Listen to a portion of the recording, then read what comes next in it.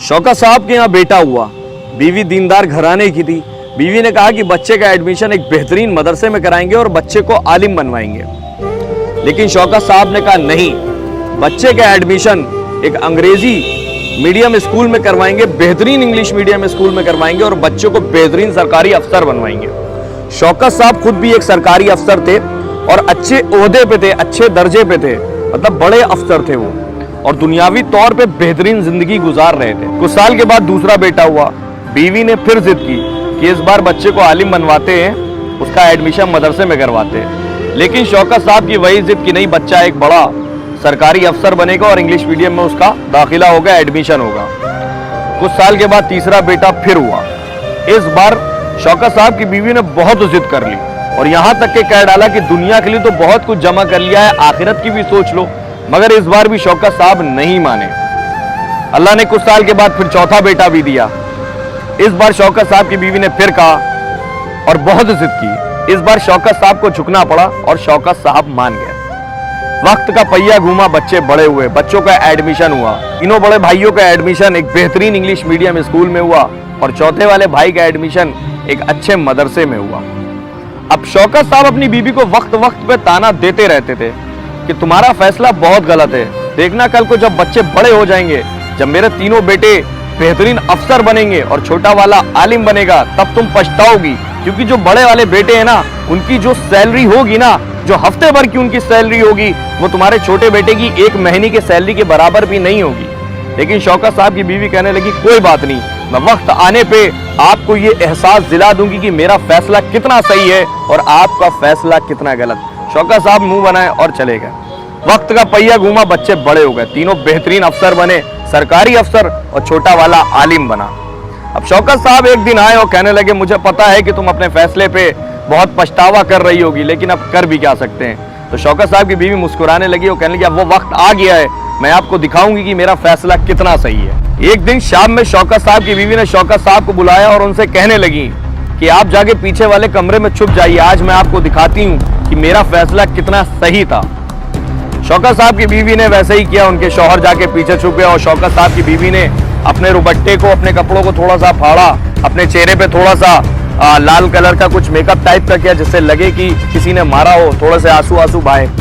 बड़े बेटे की एंट्री होती है। अपनी अम्मा की ऐसी हालत देख के वो दौड़ के आता है कि अम्मी अम्मी क्या हो गया। तो अम्मी कहने लगी बेटा आज तुम्हारे अब्बू ने मेरे ऊपर हाथ उठाया।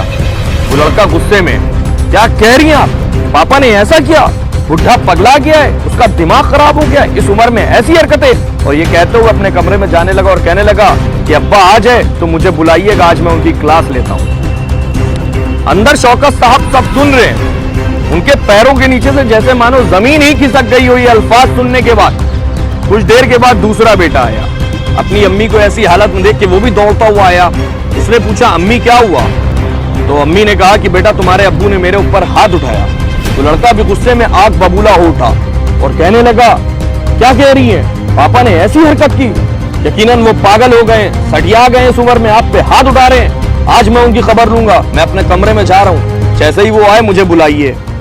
शौकत साहब के कान फटे जा रहे थे, उनकी आंखों से आंसू जारी हो चुके थे, उनके समझ में नहीं आ रहा था ये हो क्या रहा है। कुछ देर के बाद तीसरा बेटा आया, उसने अपनी अम्मी को ऐसी हालत में देखा, वो भी गुस्से में, उसने के भी यही अल्फाज और वो उसने भी यही कहा कि मैं कमरे में जा रहा हूँ, आज आ जाए अब्बा तो बताइए आज उनकी खैरियत नहीं है। अब कुछ देर के बाद चौथा बेटा आया जो आलिम था, उसने अपनी अम्मी को इस हालत में देखा और आया अपनी अम्मी से कहने लगा अम्मी ये क्या हुआ आपको। तो अम्मी ने कहा बेटा तुम्हारे अब्बू ने मुझ पर हाथ उठाया और मुझे मारा। वो लड़का एक मिनट के लिए हैरान हुआ और कहने लगा नहीं अम्मी, नहीं अम्मी, पापा ऐसा नहीं कर सकते, मैं कैसे मान लूं कि पापा ने तुम्हारे ऊपर हाथ उठाया, मैं कैसे भूल जाऊं कि मैं छोटा था और तुम्हारी तबीयत खराब थी, पापा ने सबके कपड़े भी धोए, खाना भी बनाया, और याद है माँ तुमने ही मुझसे कहा था कि दुनिया की हर औरत को मेरे जैसा शौहर ही अल्लाह अता करे, तुम ये कैसे भूल गई। हो सकता है कि पापा को आज कोई टेंशन हो सकता है कि तुमने उन्हें गुस्सा दिला दिया हो सकता है कि उनका हाथ तुम्हारे ऊपर उठ गया हो,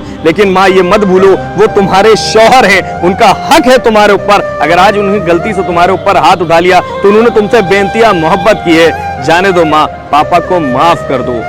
अंदर शौकत साहब सुन रहे थे, उनकी आंखों से आंसू जारी थे, वो समझ चुके थे कि तीनों बेटों की डिग्रियां फर्जी हैं, फालतू हैं, असली डिग्री तो इस आलिम के पास है, इस मदरसे वाले बच्चे के पास है। फिर शौकत साहब की बीवी खड़ी हुई और शौकत साहब को बुलाया उन्होंने और कहा कि शौकत साहब अब आप बताइए कि मैं कितनी गलत हूं और आप कितने सही। अब आप बताइए कि आपको मेरे फैसले पे शक था ना, बताइए मेरा फैसला सही है कि नहीं सही है। शौकत साहब की आंखों में आंसू थे, नजरें उनकी नीची थी और वो मान चुके थे कि वो गलत थे और उनकी बीवी सही थी। इस कहानी का मकसद किसी भी पढ़ाई को बुरा कहना नहीं है। इस कहानी का मकसद सिर्फ इतना है कि माँ बाप के हक, माँ बाप के हुकूक जो बच्चा कुरान से, मदरसे से सीख सकता है, वो इंग्लिश मीडियम पढ़ाई से नहीं सीख सकता।